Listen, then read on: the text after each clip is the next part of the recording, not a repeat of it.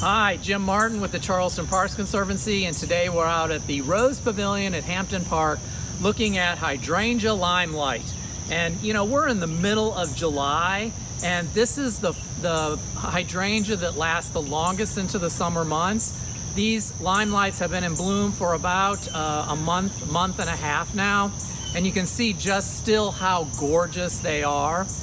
Limelight is one that sort of has, with its name, lime, so it's sort of have a little bit of that coloring as it starts to come out and flower. But as it continues on, it turns this beautiful white that you can see here. Limelight is a type of what we call PG hydrangea, so it has a more conical shape to the bloom itself. It's also the latest flowering hydrangea out there for you to choose from. PG hydrangeas, or this limelight hydrangea, they're unique in several ways. This hydrangea flowers on new wood, which is very interesting because most of our hydrangeas, you can't cut them back before they flower, otherwise you cut the flowers off.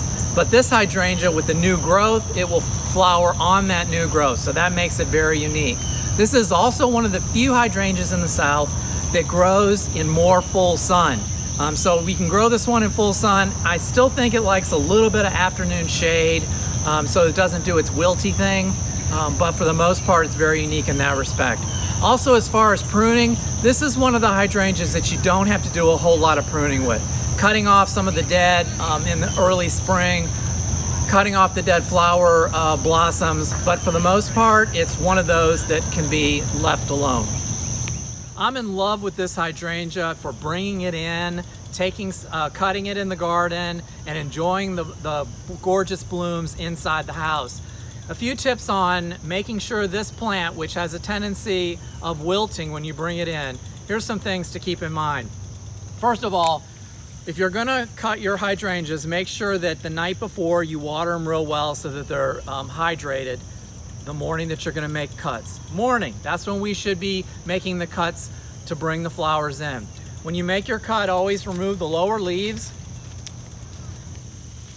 And one of the more unique things with this that makes it successful as a cut when you wanna condition it is to put it in warm water. And that's water that's in the 90 to 100 degree. So it's sort of the kind of water that you would be getting into a hot tub, okay?